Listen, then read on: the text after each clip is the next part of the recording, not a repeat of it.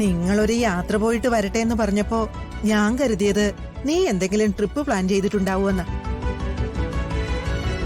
ഈ നാട്ടിൽ എവിടെ ചുറ്റിക്കറങ്ങാനാ? ആ ട്രിപ്പൊക്കെ നമുക്ക് പ്ലാൻ ചെയ്യാം മുത്തശ്ശി. ഇപ്പോ ഞങ്ങളൊന്ന് വെറുതെ പുറത്തു പോയി കറങ്ങിട്ട് വരാം.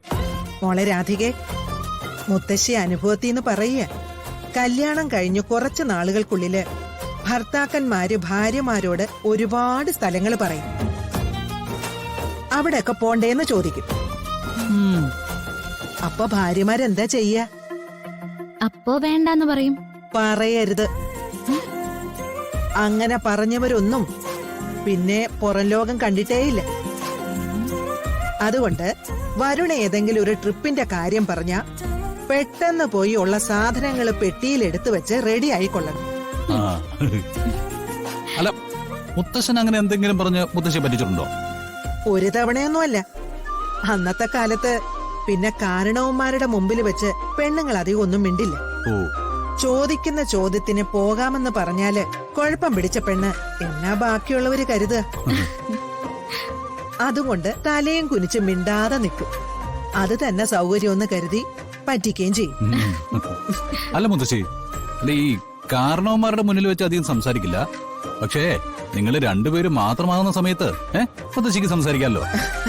നീ ഏത് കാലത്തെ കുറിച്ചാടാ പറയുന്നേ? ഇപ്പൊ രാധിക നിന്റെ അടുത്ത് നിക്കുന്നില്ലേ? മുത്തശ്ശൻ ജീവിച്ചിരുന്നപ്പോഴേ എനിക്കിങ്ങനെ അടുത്ത് നിക്കാൻ പറ്റിയിട്ടുണ്ടായിരുന്നില്ല. ഭാര്യയും ഭർത്താവും തമ്മില് കുറച്ചു നേരം ഒന്ന് മിണ്ടിയും പറഞ്ഞ് ഇരിക്കുന്നത് തന്നെ കഷ്ടപ്പെട്ട് ഒളിച്ചും പാത്തും പതുങ്ങിയ.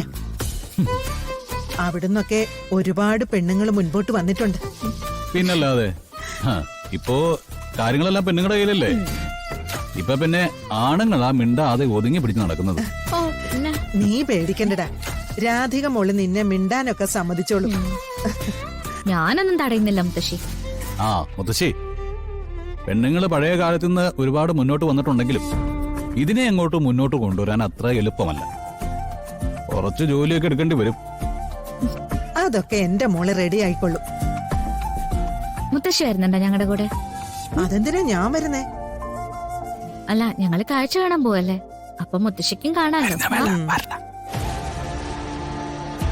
മണ്ടത്തരം പറയാതെടി പെണ്ണെ. ഇവൻ നിന്നെ പുറത്തേക്ക് വിളിച്ചുകൊണ്ടു പോകുന്നതേ പ്രേമിക്കാനാ.